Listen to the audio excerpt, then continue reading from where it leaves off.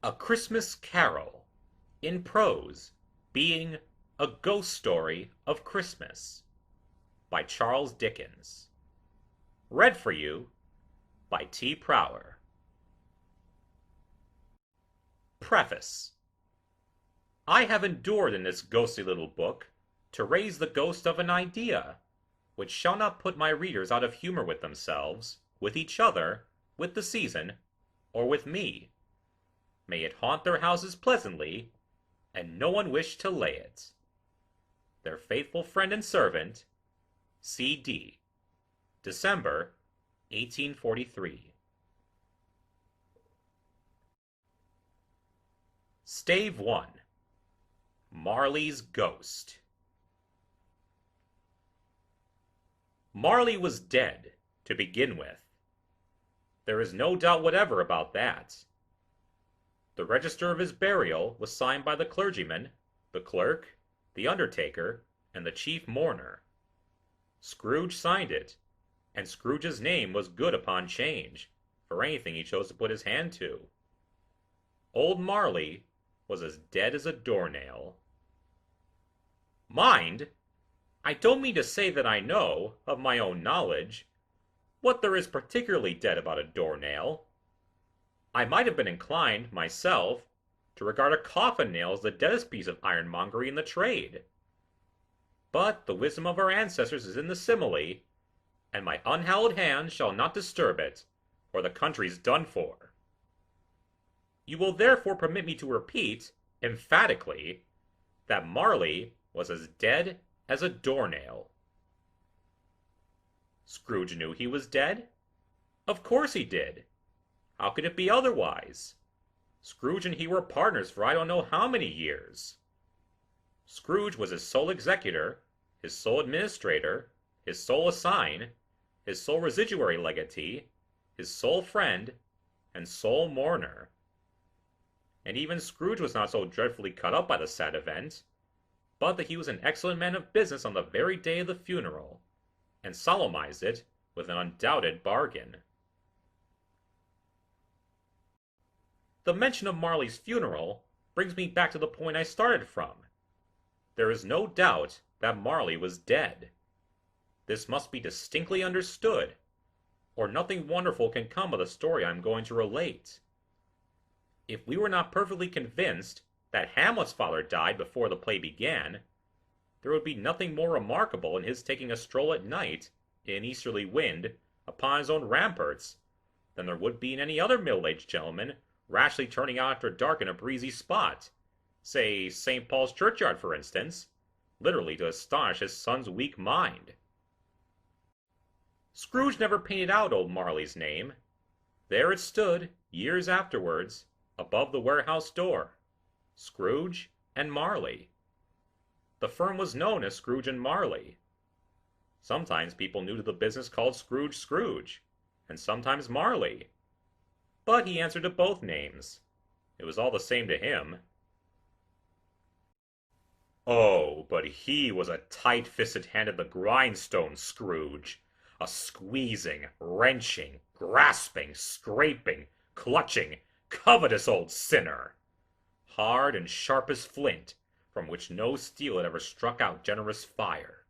Secret and self-contained, and solitary as an oyster. The cold within him froze his old features, nipped his pointed nose, shriveled his cheek, stiffened his gait, made his eyes red, his thin lips blue, and spoke out shrewdly in his grating voice. A frosty rime was on his head, and on his eyebrows, and his wiry chin. He carried his own low temperature always about with him. He iced his office in the dog days, and didn't thaw 1 degree at Christmas. External heat and cold had little influence on Scrooge. No warmth could warm, no wintry weather chill him. No wind that blew was bitterer than he. No falling snow was more intent upon its purpose. No pelting rain less open to entreaty. Foul weather didn't know where to have him. The heaviest rain and snow and hail and sleet could boast of the advantage over him in only one respect. They often came down handsomely, and Scrooge never did. Nobody ever stopped him in the street to say, with gladsome looks, "My dear Scrooge, how are you? When will you come to see me?" No beggars implored him to bestow a trifle. No children asked him what it was o'clock. No man or woman ever once in all his life inquired the way to such and such a place of Scrooge. Even the blind men's dogs appeared to know him, and when they saw him coming on, would tug their owners into doorways and up courts, and then would wag their tails as though they said, "No eye at all is better than an evil eye, Doc Master." But what did Scrooge care? It was the very thing he liked, to edge his way along the crowded paths of life, warning all human sympathy to keep its distance, was what the knowing ones call nuts to Scrooge. Once upon a time, of all the good days in the year, on Christmas Eve, old Scrooge sat busy in his counting-house. It was cold, bleak, biting weather, foggy withal, and he could hear the people in the court outside go wheezing up and down, beating their hands upon their breasts, and stamping their feet upon the pavement stones to warm them. The city clocks had only just gone 3, but it was quite dark already. It had not been light all day, and candles were flaring in the windows of the neighboring offices, like ruddy smears upon the palpable brown air. The fog came pouring in at every chink and keyhole, and was so dense without that although the court was of the narrowest, the houses opposite were mere phantoms. To see the dingy cloud come drooping down, obscuring everything, one might have thought that nature lived hard by, and was brewing on a large scale. The door of Scrooge's counting-house was open, that he might keep an eye upon his clerk, who in a dismal little cell beyond, a sort of tank, was copying letters. Scrooge had a very small fire, but the clerk's fire was so very much smaller that it looked like one coal. But he couldn't replenish it, for Scrooge kept the coal box in his own room, and so surely as the clerk came in with the shovel, the master predicted that it would be necessary for them to part, wherefore the clerk put on his white comforter and tried to warm himself at the candle, in which effort, not being a man of the strong imagination, he failed. "A Merry Christmas, Uncle! God save you!" cried a cheerful voice. It was the voice of Scrooge's nephew, who came upon him so quickly that this was the first intimation he'd had of his approach. "Bah!" said Scrooge. "Humbug!" He had so heated himself with rapid walking in the fog and frost, this nephew of Scrooge's, that he was all in a glow. His face was ruddy and handsome, his eyes sparkled, and his breath smoked again. "Christmas a humbug, Uncle!" said Scrooge's nephew. "You don't mean that, I'm sure." "I do," said Scrooge. "Merry Christmas? What right have you to be merry? What reason have you to be merry? You're poor enough." "Come, then," returned the nephew gaily. "What right have you to be dismal? What reason have you to be morose? You're rich enough." Scrooge, having no better answer ready on the spur of the moment, said, "Bah!" again, and followed up with, "Humbug!" "Don't be cross, Uncle," said the nephew. "What else can I be," returned the uncle, "when I live in such a world of fools as this? Merry Christmas! Out upon Merry Christmas! What's Christmas time to you but a time for paying bills without money? A time for finding yourself a year older, but not an hour richer? A time for balancing your books and having every item in them through a round dozen of months presented dead against you? If I could work my will," said Scrooge indignantly, "every idiot who goes about with Merry Christmas on his lips should be boiled with his own pudding and buried with a stake of holly through his heart. He should." "Uncle!" pleaded the nephew. "Nephew," returned the uncle sternly, "keep Christmas in your way, and let me keep it in mine." "Keep it?" repeated Scrooge's nephew. "But you don't keep it." "Let me leave it alone, then," said Scrooge. "Much good may it do you. Much good it has ever done you." "There are many things from which I might have derived good, by which I have not profited, I dare say," returned the nephew, "Christmas among the rest. But I am sure I have always thought of Christmas time, when it has come round, apart from the veneration due to its sacred name and origin, if anything belonging to it can be apart from that, as a good time, a kind, forgiving, charitable, pleasant time. The only time I know of in the long calendar of the year when men and women seem by one consent to open their shut-up hearts freely, and to think of people below them as if they really were fellow passengers to the grave, and not another race of creatures bound on other journeys. And therefore, uncle, though it has never put a scrap of gold or silver in my pocket, I believe that it has done me good, and will do me good, and I say God bless it!" The clerk in the tank involuntarily applauded. Becoming immediately sensible of the impropriety, he poked the fire, and extinguished the last frail spark forever. "Let me hear another sound from you," said Scrooge, "and you'll keep your Christmas by losing your situation. You're quite a powerful speaker, sir," he added, turning to his nephew. "I wonder you don't go into Parliament. Don't be angry, uncle. Come, dine with us tomorrow." Scrooge said that he would see him. Yes, indeed he did. He went the whole length of the expression, and said that he would see him in that extremity first. "But why?" cried Scrooge's nephew. "Why?" "Why did you get married?" said Scrooge. "Because I fell in love." "Because you fell in love," growled Scrooge, as if there were the only one thing in the world more ridiculous than a Merry Christmas. "Good afternoon." "Nay, uncle, but you never came to see me before that happened. Why give it as a reason for not coming now?" "Good afternoon," said Scrooge. "I want nothing from you. I ask nothing of you.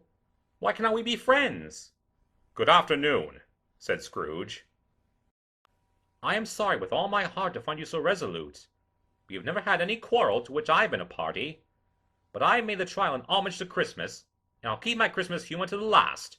So a Merry Christmas, uncle." "Good afternoon," said Scrooge. "And a Happy New Year." "Good afternoon," said Scrooge. His nephew left the room without an angry word, notwithstanding. He stopped at the outer door to bestow the greetings of the season on the clerk, who, cold as he was warmer than Scrooge, for he returned them cordially. "There's another fellow," muttered Scrooge, who overheard him. "My clerk, with 15 shillings a week, and a wife and family, talking about a Merry Christmas. I'll retire to Bedlam." This lunatic, in letting Scrooge's nephew out, had let 2 other people in. They were portly gentlemen, pleasant to behold, and now stood, with their hats off, in Scrooge's office. They had books and papers in their hands, and bowed to him. "Scrooge and Marley's, I believe," said one of the gentlemen, referring to his list. "Have I the pleasure of addressing Mr. Scrooge or Mr. Marley?" "Mr. Marley has been dead these 7 years," Scrooge replied. "He died 7 years ago, this very night." "We have no doubt his liberality is well represented by his surviving partner," said the gentleman, presenting his credentials. It certainly was, for they had been 2 kindred spirits. At the ominous word liberality, Scrooge frowned and shook his head, and handed the credentials back. "At this festive season of the year, Mr. Scrooge," said the gentleman, taking up a pen, "it is more than usually desirable that we should make some slight provision for the poor and destitute, who suffer greatly at the present time. Many thousands are in want of common necessaries. Hundreds of thousands are in want of common comforts, sir." "Are there no prisons?" asked Scrooge. "Plenty of prisons," said the gentleman, laying down the pen again. "And the Union workhouses?" demanded Scrooge. "Are they still in operation?" "They are, still," returned the gentleman. "I wish I could say they were not." "The treadmill and the poor law are in full vigor, then?" said Scrooge. "Both very busy, sir." "Oh! I was afraid, from what you said at first, that something had occurred to stop them in their useful course," said Scrooge. "I'm very glad to hear it." "Under the impression that they scarcely furnish Christian cheer of mind or body to the multitude," returned the gentleman, "a few of us are endeavoring to raise a fund to buy the poor some meat and drink and means of warmth. We choose this time because it is a time, of all others, when want is keenly felt and abundance rejoices. What shall I put you down for?" "Nothing," Scrooge replied. "You wish to be anonymous?" "I wish to be left alone," said Scrooge. "Since you ask me what I wish, gentlemen, that is my answer. I don't make merry myself at Christmas, and I can't afford to make idle people merry. I help to support the establishments I have mentioned. They cost enough. and those who are badly off must go there. Many can't go there, and many would rather die. If they would rather die, said Scrooge, they had better do it, and decrease the surplus population. Besides, excuse me, I don't know that. But you might know it, observed the gentleman. It's not my business, Scrooge returned. It's enough for a man to understand his own business, and not to interfere with other people's. Mine occupies me constantly. Good afternoon, gentlemen. Seeing clearly that it would be useless to pursue their point, the gentleman withdrew. Scrooge resumed his labors with an improved opinion of himself, and in a more facetious temper than was usual with him.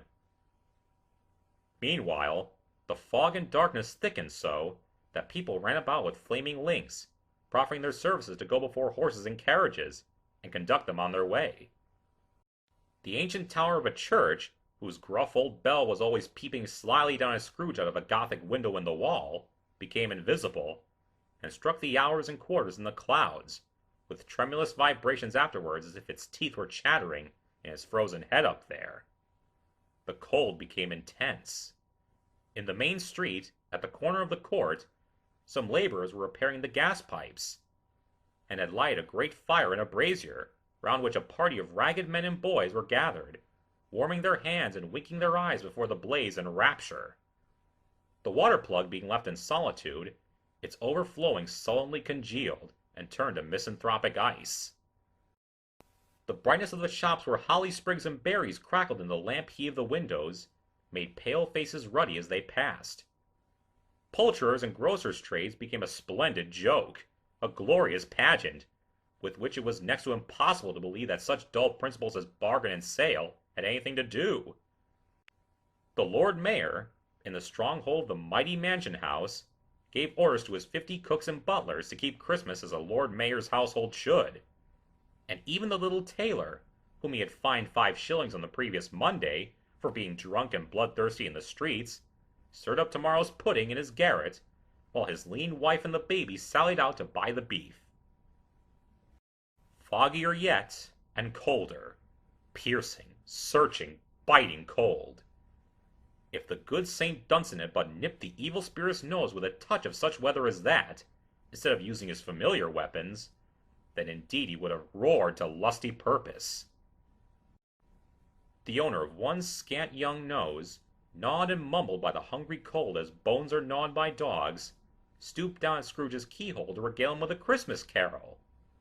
But at the first sound of "God bless you, merry gentlemen, may nothing you dismay," Scrooge seized the ruler with such energy of action that the singer fled in terror, leaving the keyhole to the fog and even more congenial frost. At length the hour of shutting up the counting-house arrived. With an ill will, Scrooge dismounted from his stool, and tacitly admitted the fact to the expectant clerk in the tank, who instantly snuffed his candle out and put on his hat. "You'll want all day tomorrow, I suppose," said Scrooge. "If quite convenient, sir." "It's not convenient," said Scrooge, "and it's not fair. If I was to stop half a crown for it, you'd think yourself ill-used, I'll be bound." The clerk smiled faintly. "And yet," said Scrooge, "you don't think me ill-used, when I pay a day's wages for no work." The clerk observed that it was only once a year. "A poor excuse for picking a man's pocket every 25th of December," said Scrooge, buttoning his greatcoat to the chin. "But I suppose you must have the whole day. Be here all the earlier next morning." The clerk promised that he would, and Scrooge walked out with a growl.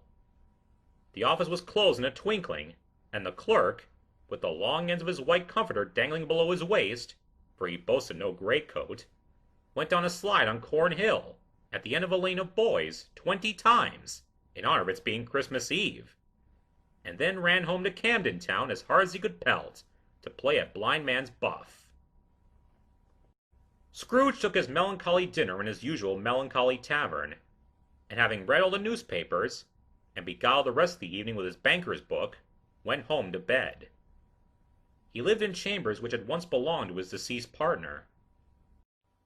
They were a gloomy suite of rooms, in a lowering pile of building up a yard, where it had so little business to be that one could scarcely help fancying it must have run there when it was a young house, playing at hide and seek with other houses, and forgotten the way out again. It was old enough now, and dreary enough, for nobody lived in it but Scrooge, the other rooms being all let out as offices.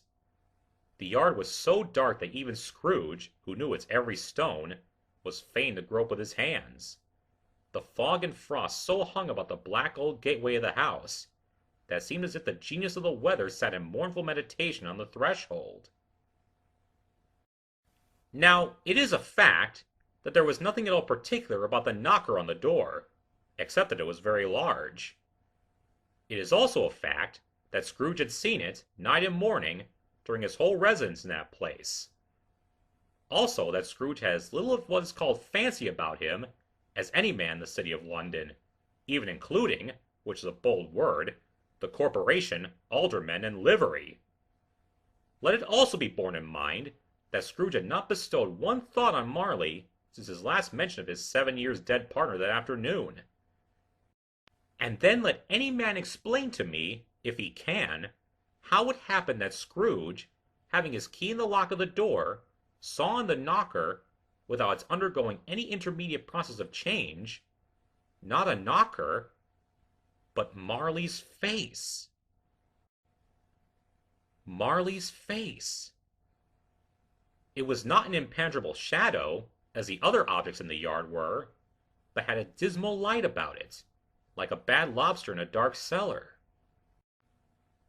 It was not angry or ferocious, but looked at Scrooge as Marley used to look, with ghostly spectacles turned up on its ghostly forehead.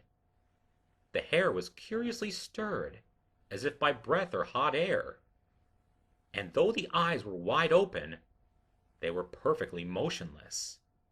That, and its livid color, made it horrible. But its horror seemed to be in spite of the face, and beyond its control, rather than a part of its own expression. As Scrooge looked fixedly at this phenomenon, it was a knocker again. To say that he was not startled, or that his blood was not conscious of a terrible sensation to which it had been a stranger from infancy, would be untrue. But he put his hand upon the key he had relinquished, turned it sturdily, walked in, and lighted his candle.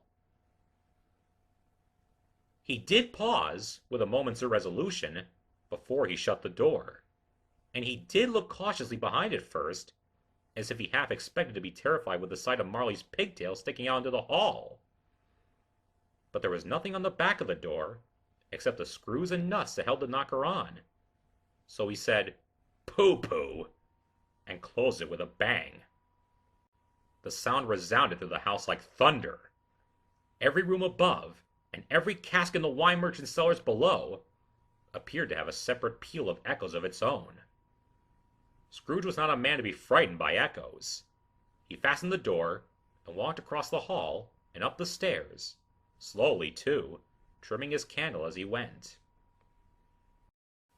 You may talk vaguely about driving a coach and six up a good old flight of stairs, or through a bad young act of Parliament, but I mean to say you might have got a hearse up that staircase, and taken it broadwise, with the splinter bar towards the wall, and the door towards the balustrades, and done it easy. There was plenty of width for that, and room to spare, which is perhaps the reason why Scrooge thought he saw a locomotive hearse going on before him in the gloom. Half a dozen gas lamps out of the street wouldn't have lighted the entry too well, so you may suppose that it was pretty dark with Scrooge's dip. Up Scrooge went, not caring a button for that. Darkness is cheap, and Scrooge liked it. But before he shut his heavy door, he walked through his rooms to see that all was right. He had just enough recollection of the face to desire to do that. Sitting room, bedroom, lumber room, all as they should be. Nobody under the table, nobody under the sofa, a small fire in the grate, spoon and basin ready, and the little saucepan of gruel, Scrooge had a cold in his head, upon the hob. Nobody under the bed, nobody in the closet, nobody in his dressing gown, which was hanging up in a suspicious attitude against the wall. Lumber room as usual, old fire guard, old shoes, 2 fish baskets, washing stand on 3 legs, and a poker. Quite satisfied, he closed his door and locked himself in, double locked himself in, which was not his custom. Thus secured against surprise, he took off his cravat, put on his dressing gown and slippers, and his nightcap, and sat down before the fire to take his gruel. It was a very low fire indeed, nothing on such a bitter night. He was obliged to sit close to it, and brood over it, before he could extract the least sensation of warmth from such a handful of fuel. The fireplace was an old one, built by some Dutch merchant long ago, and paved all around with quaint Dutch tiles, designed to illustrate the Scriptures. There were Cains and Abels, Pharaoh's daughters, queens of Sheba, angelic messengers descending through the air on clouds like feather beds, Abrahams, Belshazzars, apostles putting off to sea in butter boats, hundreds of figures to attract his thoughts. And yet that face of Marley, 7 years dead, came like the ancient prophet's rod, and swallowed up the whole. If each smooth tile had been a blank at first, with power to shape some picture on its surface from the disjointed fragments of his thoughts, there would have been a copy of old Marley's head on every one. "Humbug," said Scrooge, as he walked across the room. After several turns, he sat down again.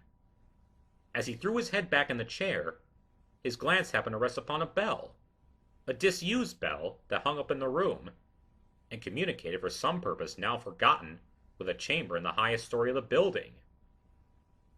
It was with great astonishment, and with a strange, inexplicable dread, that as he looked, he saw this bell begin to swing.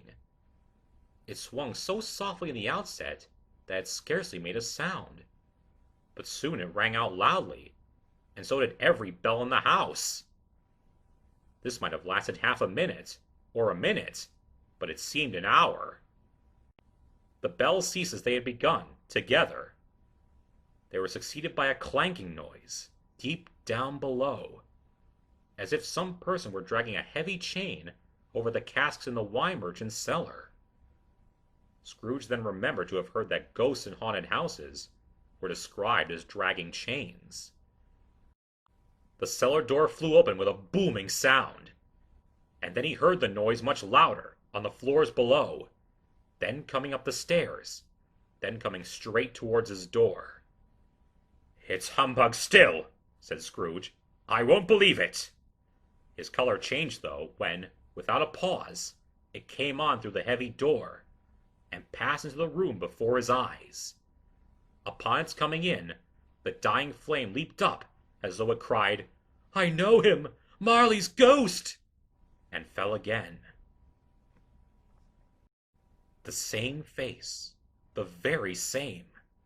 Marley in his pigtail, usual waistcoat, tights, and boots, the tassels on the latter bristling, like his pigtail, and his coat skirts, and the hair upon his head. The chain he drew was clasped about his middle. It was long and wound about him like a tail, and it was made, for Scrooge observed it closely, of cash boxes, keys, padlocks, ledgers, deeds, and heavy purses wrought in steel. His body was transparent, so that Scrooge, observing him, and looking through his waistcoat, could see the 2 buttons on his coat behind. Scrooge had often heard it said that Marley had no bowels, but he had never believed it until now. No, nor did he believe it even now, though he looked the phantom through and through, and saw it standing before him, though he felt the chilling influence of its death-cold eyes, and marked the very texture of the folded kerchief bound about its head and chin, which wrapper he had not observed before. He was still incredulous, and fought against his senses. "How now?" said Scrooge, caustic and cold as ever. "What do you want with me?" "Much." Marley's voice, no doubt about it. "Who are you?" "Ask me who I was." "Who were you, then?" said Scrooge, raising his voice. "You're particular, for a shade." He was going to say, "to a shade," but substituted this as more appropriate. "In life I was your partner, Jacob Marley. Can you sit down? Said Scrooge, looking doubtfully at him. I can. Do it then. Scrooge asked the question because he didn't know whether a ghost so transparent might find himself in a condition to take a chair, and felt that in the event of its being impossible, it might involve the necessity of an embarrassing explanation. But the ghost sat down the opposite side of the fireplace, as if he were quite used to it. You don't believe in me, observed the ghost. I don't, said Scrooge. What evidence would you have of my reality beyond that of your senses? I don't know, said Scrooge. Why do you doubt your senses? Because, said Scrooge, a little thing affects them. A slight disorder of the stomach makes them cheats. You may be an undigested bit of beef, a blot of mustard, a crumb of cheese, a fragment of an underdone potato. There's more of gravy than of grave about you, whatever you are. Scrooge was not much in the habit of cracking jokes, nor did he feel, in his heart, by any means waggish then. The truth is that he tried to be smart as a means of distracting his own attention and keeping down his terror, for the spectre's voice disturbed the very marrow in his bones.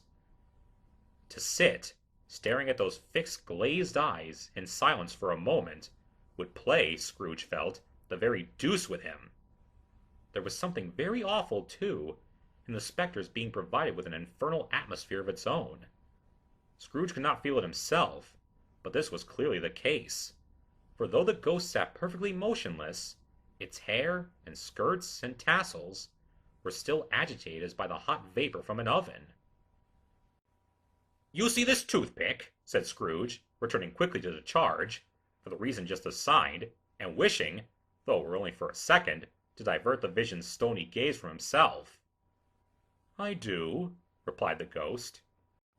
You are not looking at it, said Scrooge. But I see it, said the ghost, notwithstanding. Well, returned Scrooge, I have but to swallow this, and be for the rest of my days persecuted by a legion of goblins, all of my own creation. Humbug, I tell you! Humbug! At this the spirit raised a frightful cry, and shook its chain with such a dismal and appalling noise, that Scrooge held on tight to his chair, to save himself from falling in a swoon. But much greater was his horror, when the phantom, taking off the bandage round its head, as if it were too warm to wear indoors, its lower jaw dropped down upon its breast. Scrooge fell upon his knees, and clasped his hands before his face. Mercy, he said, dreadful apparition, why do you trouble me? Man of the worldly mind, replied the ghost, do you believe in me or not? I do, said Scrooge. I must. But why do spirits walk the earth, and why do they come to me?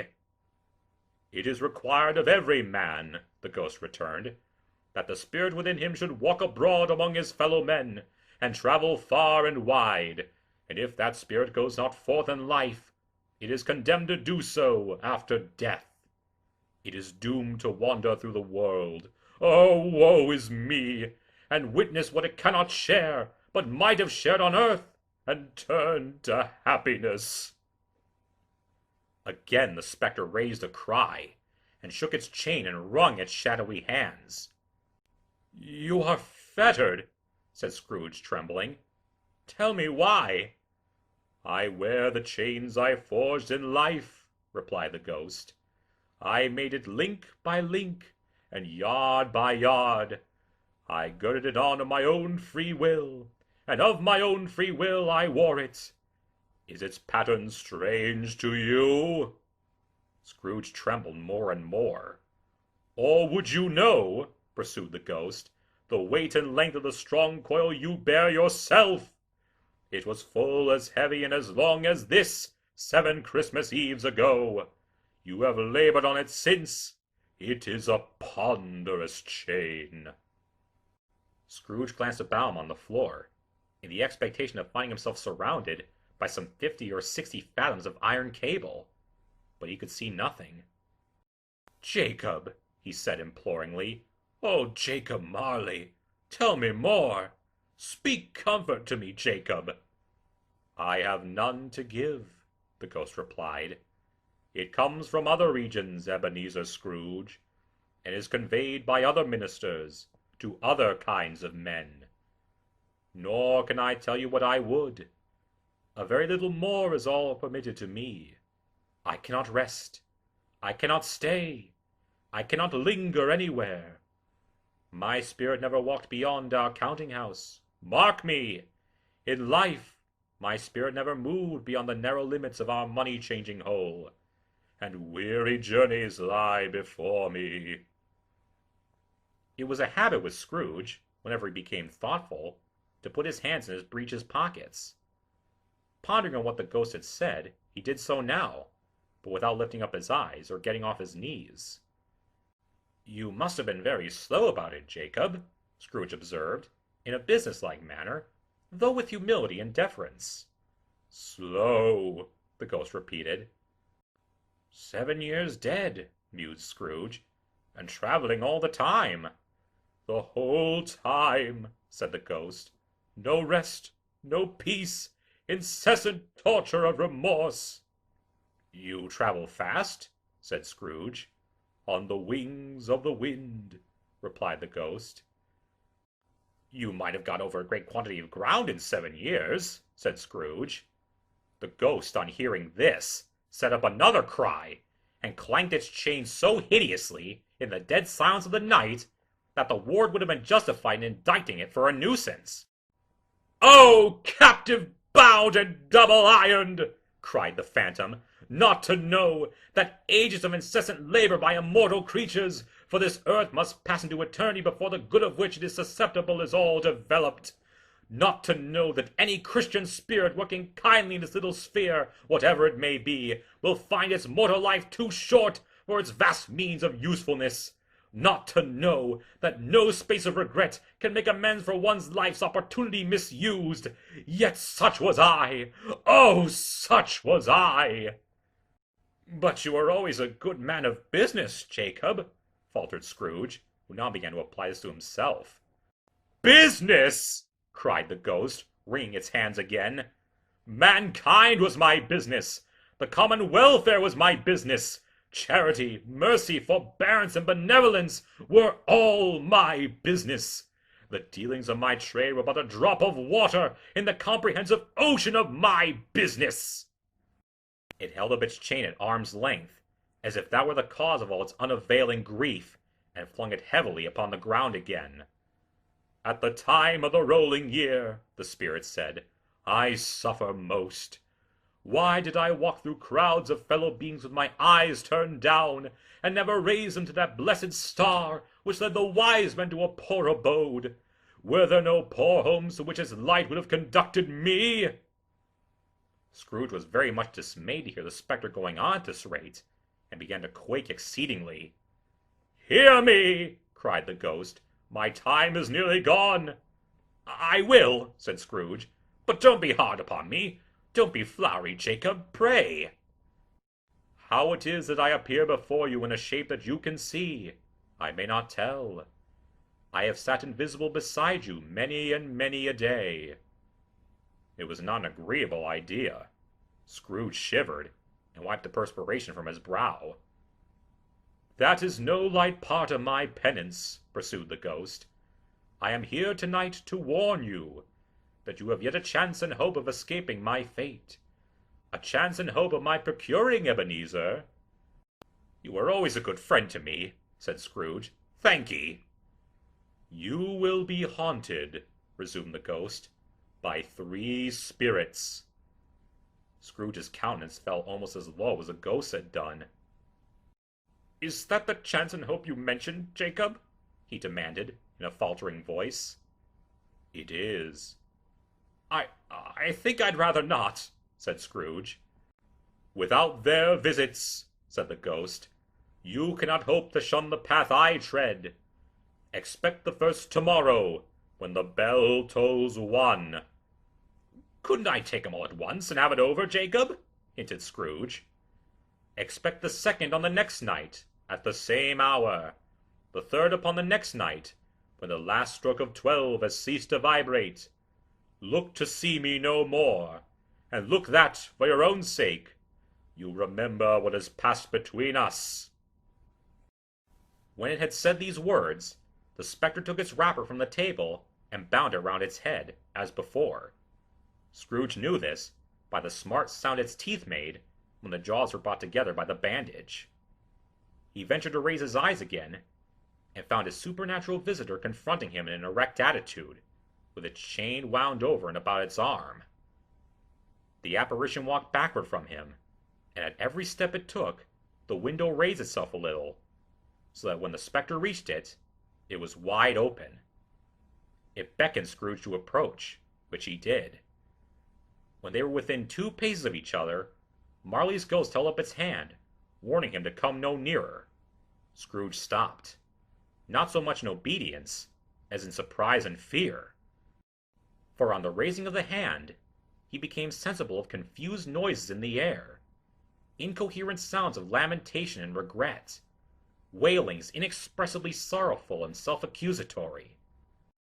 The spectre, after listening for a moment, joined in the mournful dirge, and floated out upon the bleak, dark night. Scrooge followed to the window, desperate in his curiosity. He looked out. The air was filled with phantoms, wandering hither and thither in restless haste, and moaning as they went. Every one of them wore chains like Marley's ghost. Some few, they might be guilty governments, were linked together. None were free. Many had been personally known to Scrooge in their lives. He had been quite familiar with one old ghost, in a white waistcoat, with a monstrous iron safe attached to his ankle, who cried piteously at being unable to assist a wretched woman with an infant, whom it saw below, upon a doorstep. The misery with them all was, clearly, that they sought to interfere for good in human matters, and had lost the power forever. Whether these creatures faded into mist, or mist enshrouded them, he could not tell. But they and their spirit voices faded together, and the night became as it had been when he walked home. Scrooge closed the window, and examined the door by which the ghost had entered. It was double locked, as he had locked it with his own hands, and the bolts were undisturbed. He tried to say, "Humbug," but stopped at the first syllable. And being, from the emotion he had undergone, or the fatigues of the day, or his glimpse of the invisible world, or the dull conversation of the ghost, or the lateness of the hour, much in need of repose, went straight to bed, without undressing, and fell asleep upon the instant.